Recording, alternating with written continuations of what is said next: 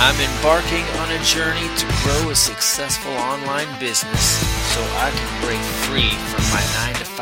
The question is, how will I do it?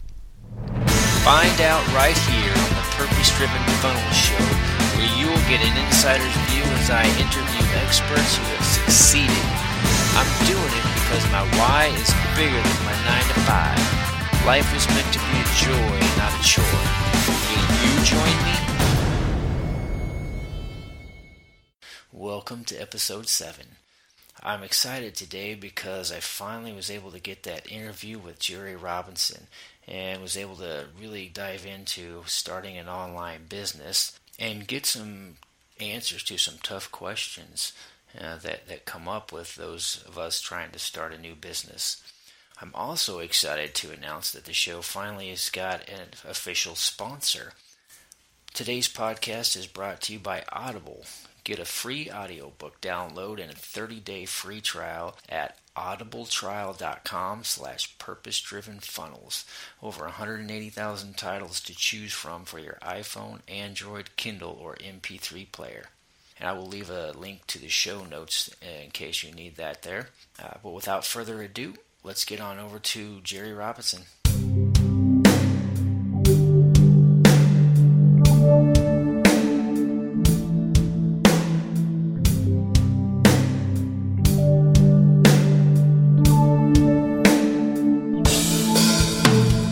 Well, today we've got Jerry Robinson on the show, and he's an economist, a veteran trend trader, best-selling author, serial entrepreneur, and trading coach. And he's also got a passion for researching and teaching the Bible through his ministry, True Riches Academy. So, Jerry, I'm really excited to have you on the show today. It's great to be here, Sean. I really appreciate it. Yeah, absolutely. So I just kind of want to dive in a little bit today on the different kind of online businesses you've been involved in. As our listeners are wanting to go that direction, kind of start an online business, and also want to kind of talk a little bit about how your faith plays a role in all that as well. So can you just kind of tell us a little bit, about some of the online businesses that you've been involved with? Wow. Yeah, sure.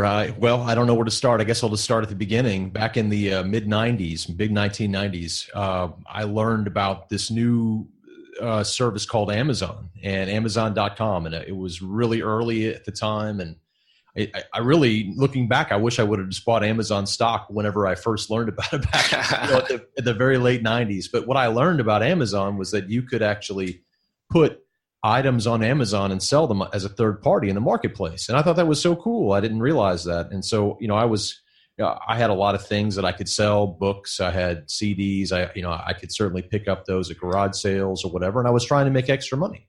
And so my first foray really into online business happened in the late 1990s with an Amazon business, if you will. And I had a lot of books and a lot of CDs, and I just built this, online business that really helped me pay for my expenses as I was going through college.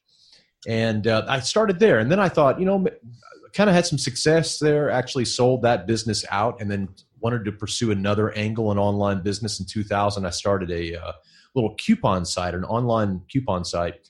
And that failed really badly. It was a little too early. Most businesses didn't understand why they would want to put a coupon on the website. They were like, what? They didn't even really understand really what the internet was. Around 2000, there were still many businesses who were very resistant to online marketing, much, much more different than it is today. Sure. And that business was just like, pulling teeth. It was really crazy. So at the time, it seemed like it would work, but it didn't. And so I kept looking, and then I stumbled across affiliate marketing. And affiliate marketing was really powerful. So I started building mini sites, like little, MINI, like little mini sites, like 5-page sites. And then I would really focus them around different topics with affiliate marketing. And those really began to take off. And that was really cool. And so I did that for quite a long time. And then, I had other things going on in my life besides online marketing. But when I finally came back and started afresh again with online marketing, I moved into a membership model. And that's what we built over at followthemoney.com. So today, I run a membership website, with thousands of members. And what that membership site has taught me is a lot. I mean, I've run, a successful membership site now for 10 plus years. somebody the other day was talking to me and saying, Jerry, do you realize, what kind of experience that is with running an online membership site? And I just never really have thought about it, but I've learned so many things along the way, Sean. It's really been staggering. And so I've run the whole gamut. I mean, I've tried to start my own .com. I've had an Amazon business. I've done eBay. I've also run a lot of affiliate websites, still do, and have run a membership site. So I've pretty much run the whole gamut. Wow. Yeah, it's definitely a lot of different things to get involved with. I'm sure there's a lot of good experiences that came out of that. There were. Yeah, many, many. So can you just kind of take us back a little bit to, maybe the beginning of where, what was your motivation to start, having those types of businesses? I just didn't like my job, to be quite frank with you. I was a person who got out of high school with not a lot of direction, and I didn't really know what I wanted to do with my life, and, at all. I certainly wasn't going to go to college right out of school. I felt like I just didn't want to go back to school, so I ended up getting a job, and the kind of jobs that you get just right out of high school without a college degree are just not that great. And so I was working in a call center. It seemed okay. I was making, $30,000 to $40,000 a year. It seemed okay, but I felt like I was on the rat race, and I really wanted a way out. That was in the mid 1990s whenever I finally just broke, and I had to find something else. And the two things that I gravitated towards, as you well know, Sean, were stock trading, stock investing, and as well as options. And then on top of that, online marketing. I gravitated to both of those.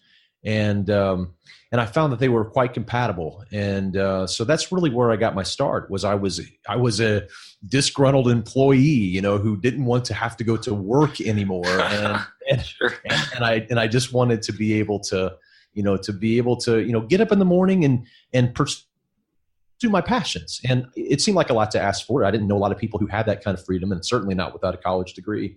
So over time, I went back and got my college degree and all of this, but I learned a lot of great lessons, well before I went, decided to go back to college. There was a lot of great life lessons along the way. Well, yeah, absolutely. I'm sure that, there's definitely a lot of our listeners, including myself, kind of have that same type of motivation, that we got stuck in some type of rat race or some kind of job or something that we just really don't want to be in and want to get out of that. So I'm glad to have you here to share some of your wisdom in that area too. So obviously, starting something like that, as you kind of mentioned that, it seemed like it was maybe nearly impossible, or seemed like something that might be real hard to do. What kind of things did you have to deal with as far as, maybe negative mindsets? I mean, there's a lot of people deal with things like perfectionism, fear, pressure, even loneliness for, online type businesses. What were your struggles? I think my struggles were ever taking a business by itself and really making it a total replacement for what a job could do. I think that was always really tough for me in the beginning. What I learned early is that it doesn't really work that way. I mean, you occasionally will. I mean, you will end up, maybe if you stay at it long enough, you may end up, building something like we've built with Follow the Money, where you have a large membership site with thousands of members. I mean, that can always happen.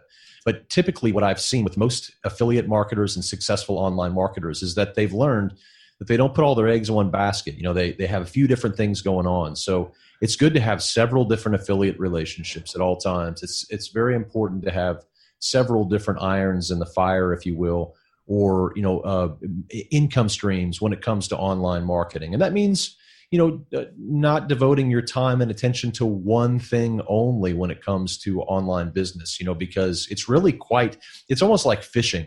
When I coach people on online marketing, I talk about fishing and how important it is to think in terms of being a fisherman. And you have to be willing to cast out the bait and see if there's any nibbles. And if there's not, you can't ignore that. I mean, you have to get the market signal and move over, because maybe there's no fish there. And so I think that's the same thing with online marketing, is that you need to cast out your bait into many different ponds, in many different spots of the pond, and figure out where they're biting. And when you find that, then put your efforts there. But don't just try one spot in the pond and then say, oh, it doesn't work, or just try one or two spots, or just try one or two ponds and then say it doesn't work, because that's not true. I can tell you that from experience, that if you just keep knocking, if you keep searching, if you keep digging, you're going to find that there is some sort of niche that's waiting for you that you can take advantage of. And it may not be one niche, Sean. You may need to have 5 niches to actually make up for that full-time income that you're trying to replace. But that's how online income works. It really does. It takes a lot of thought, a lot of creativity. It does take quite a few hours, but I think if you really enjoy what you're doing, like I always enjoyed online marketing, I always enjoyed doing online business. So it never really seemed like work to me. I mean, I would spend, when I first got started, I would spend 12 hours working on the websites. But it just didn't feel. I was exhilarated by it. I thought it was fun. I mean, I was doing a passion. In fact, it was freeing me. I was actually buying my way out of that job with that time. And so now where I'm at today, there's no company or there's no 8 to 5 grind that owns me, and that took a long time to be able to free myself from. But it comes to those who diligently seek it. I mean, if that's what you want, if you want to be able to be free to be able to pursue your calling or pursue your other passions, then it's going to take a commitment. Yeah, absolutely. So what I kind of heard you say too is that, whatever you choose to do, you should choose wisely, because you're going to have to, it's probably easier to, like you said, love what you do so that you can, put the work in that's necessary to get it done. Is that kind of accurate? Yeah. If you chase money in this business, you're really going to be, you're going to fail, and you're also going to be miserable while you're at it, while you're failing.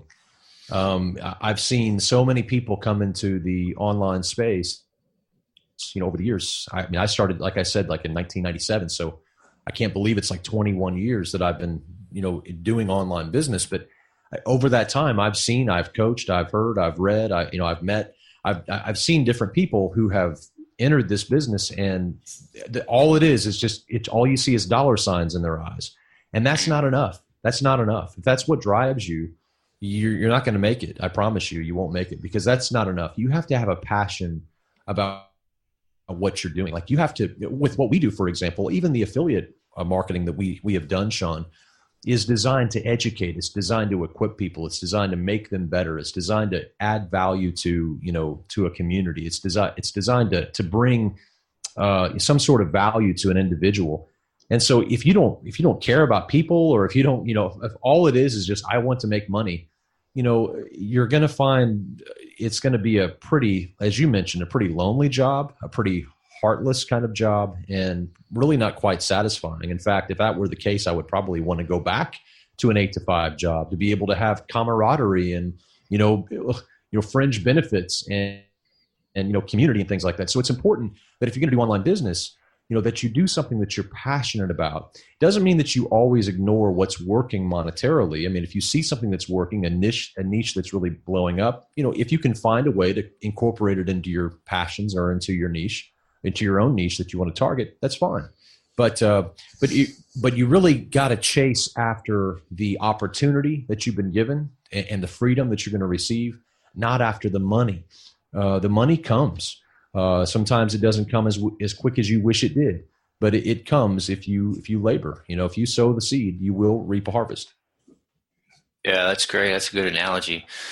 And talking about kind of purpose and what drives people, can you kind of share us a little bit about where you get your inspiration from? I mean, what drives you forward and gets you out of bed every morning?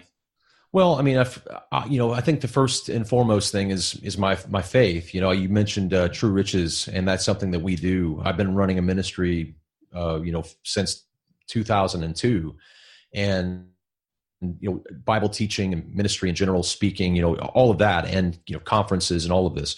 And what I really enjoy about incorporating the business with my faith is that what the business enables me to do is to pursue those ministry passions. And so I'm able to both, run an online business, and then I'm also able at the same time to take some of those profits that I earn from the online business and use them for ministry. And so it's just a really powerful thing that I've, many years ago, I would have dreamed to have had this opportunity that I have now. And I think there's many people out there who do desire to have that, and that's what's possible. So first of all, faith drives me, and knowing that the money that I make and the resources that I have can be used to further the kingdom of God. So that's primary to me. I think immediately secondary to that is, of course, family. And I have a 3-year-old boy. I have a 6-year-old boy. I have a beautiful wife.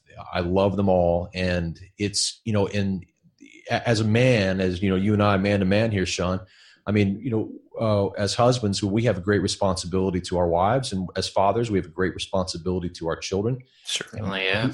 And if we fail in that but make money in online business, we're a failure. If we fail to love our children, but then at the same time we succeed in something else, we're really not a success. It really boils down to our faith and our relationships. And when we think about our relationships, that's what drives me. It drives me because I want to be able to provide for my wife. I want to be able to provide for my children. And not where I spend a lot of time away from them. In fact, that's kind of the purpose of having an online business, is that it allows me not to have to leave the house. So I'm with my family all the time, and that's a huge blessing. So at any point I can go and see we homeschool our children. And so I'm able to see them. I'm able to see my wife. She doesn't have to leave the house. I mean, those are powerful, powerful incentives for starting an online business, because it creates that kind of freedom. So my faith, my family, and then, I got to admit, money is not even really even in the equation. I know that sounds ridiculous or silly. I'm sure most people would think that's ridiculous, but I just don't think about money and I know that sounds, I even as I'm saying it, Sean, I'm like, that absolutely sounds crazy, but it's absolutely true. I mean, I have an accountant. He worries about that. I don't even think about it. I don't even care. I want to do what I'm supposed to do. And if I start thinking about money, I start getting stressed, or I start getting anxious, because that's how money is. Money is designed to make you that way. Instead, I just tend to think about it in a different way. And it, that's really what drives me. Yeah, I appreciate that. And you've touched on something that I want to also bring up, and particularly a verse from Psalms 127, verse 2, that talks about it being vain to rise up early and go to bed late, eating the bread of anxious toil, those type of things. And, a lot of people that are going to be listening here to the show are, they got full-time jobs. I got a full-time job. We've got families, as you mentioned, we got to take care of them. And we can't put those on the back burner while we burn the midnight oil, so to speak. So, what would your kind of advice be for that person that has those responsibilities and doesn't have a lot of time to build a business on the side? How do you balance that in light of, this scripture and getting proper rest? I love that particular passage. In fact, whenever I had my first child, the Lord prompted me with that same psalm, but actually verse 3, where it says, "Children are a heritage from the Lord, and the offspring are a reward." The fruit of thy womb is his reward. Right. And that's what children are. They're rewards. They're not curses. They're rewards. And I remember when I had my first child, I had to remember that this is a blessing, because at the time I was pretty much freaking out whenever I had my first child. I think some of us can relate to that. And I'm like, absolutely. So God's like, no, it's not a curse, it's a blessing. And and that psalm came to my mind, and it was amazing. It changed my whole attitude. And as I look at Psalms 127, I think the key to your answer on that is what the verse right before it says. And this is what's so absolutely powerfully amazing about that particular passage, is in verse 1 of Psalm 127, it says, "Unless the Lord builds the house, the builders labor in vain. And unless the Lord watches over the city, the guards stand watch in vain." And then so it goes on and it begins to talk about what is in vain. And what's in vain is to build the house that the Lord has not already built. Unless the Lord builds the house, the builders labor in vain. In other words, you can't build a house until God has built the house. Right. That's what that verse is saying. And if you try to build the house whenever God hasn't built the house, then you do it in vain. You do it completely in vain. And so I think the answer is right there in the passage, Sean, is that in verse 1, it's telling you that there's a blueprint for your calling already in heaven. It already exists. There's already something that you're supposed to pursue. There's already something that already gets you to itch. There's already something that begins to rile you up. There's some topic that you're passionate about. There's something that you just can't stop thinking about. There's something that you can't stop reading about. Whatever that is, whatever that thing, that question that never leaves you, that's what you're here on this earth for. And so as you begin to move in that direction, God has already laid out that blueprint for you. And as you begin to walk that out, I think it's exactly like I was saying earlier, Sean, is that whenever you're doing something that you're calling, you don't feel like it's work. So the midnight oil doesn't even bother you, because you're doing something that you know is right. You're doing something that you know is what you've been called to do.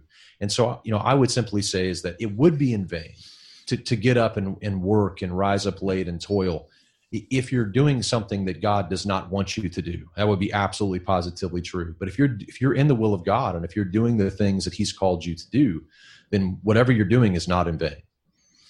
Yeah, no, that's good. I appreciate that. That's really good feedback, Jerry.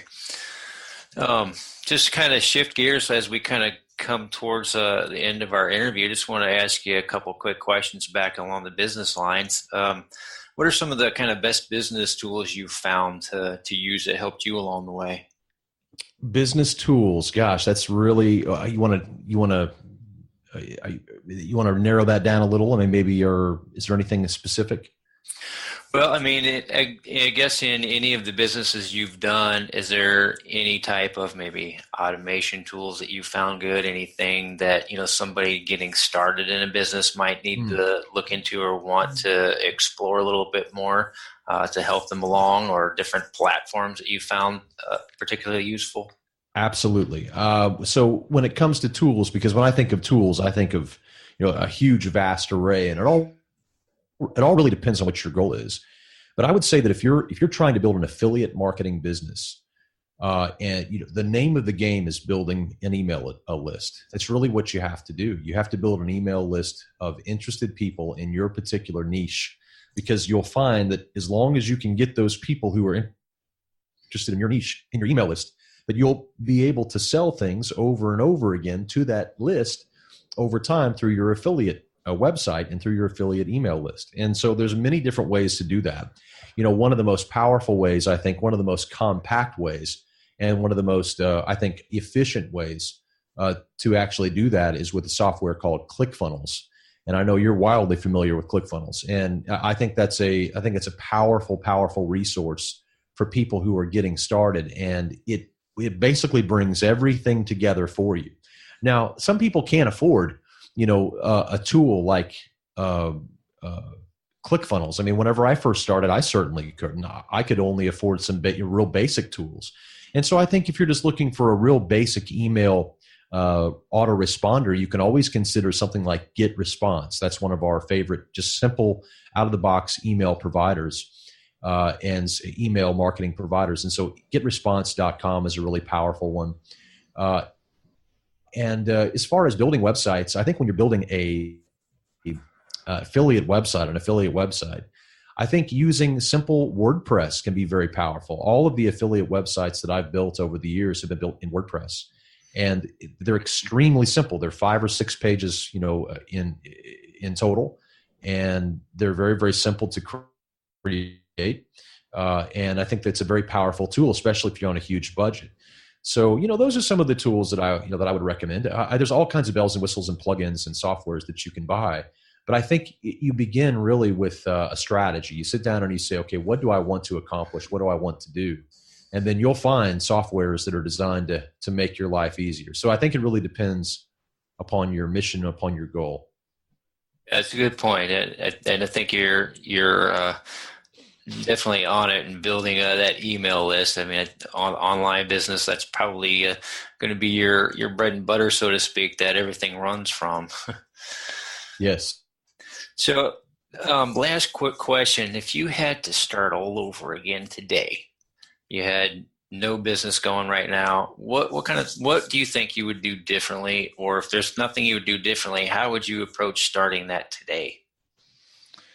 If I had no online businesses, if all of my websites went away, and if I had no online income, yeah, wow, okay, that would be a really sad day. So like, okay, but I would deal with that. What I would do is I would I would begin doing exactly what I did from the very beginning. I would sit down and I would build those websites. I would sit down and create good content. People don't understand. I don't. It's something, Sean. I don't think that. It's not a secret, but everybody thinks it's a secret.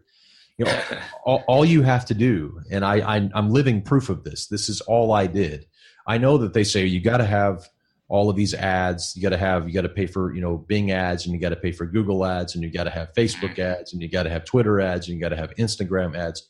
I'll tell you, I built my business without a single ad, and that's how I like it. I like it like that. And you know how I did that, Sean? It's not a mystery. What I did was I created very good content. Google likes content, and if Google likes you, you make money. If Google doesn't like you, you don't make money. It's that simple. Some people have to pay Google to like them, but some people can write in such a way that Google likes their writing, or they can create content in such a way where Google likes their content, and then they'll shove that to the top of the search results. And that's what I did with many of my businesses. Is I had good content created. I spent the money to have good content created if I couldn't create it myself.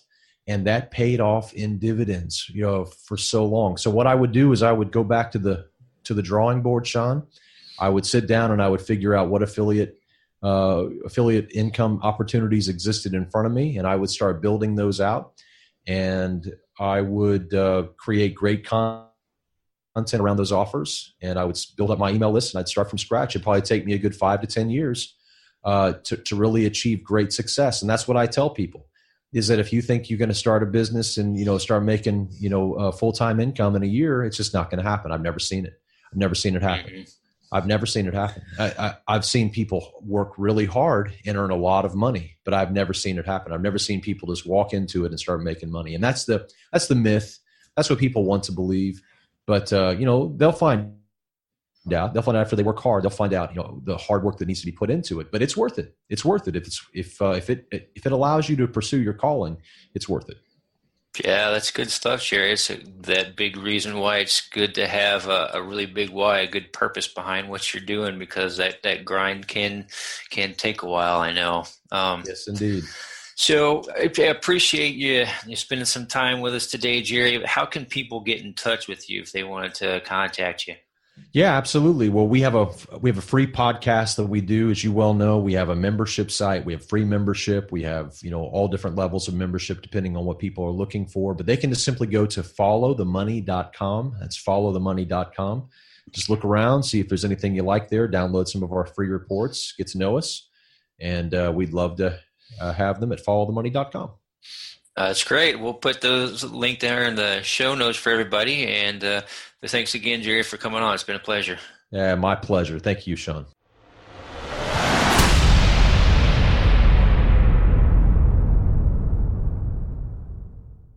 Wow, what a powerful interview that was today. I hope you got as much out of that as I did. I did want to mention that you can get Jerry Robinson's book, Bankruptcy of Our Nation, for free on Audible. So if you want to get that for free, go ahead and head on over to audibletrial.com/purpose-driven-funnels and get your free copy of Jerry's book. Well, if you enjoyed the show today, I'd really appreciate it if you would rate and review the show and share it on your social media platforms with your friends, and let everybody know that we're here and what we're all about, so we can get the word out to others just like ourselves. So thanks for joining us today, and until next time, wishing you success in your purpose-driven business journey. God bless.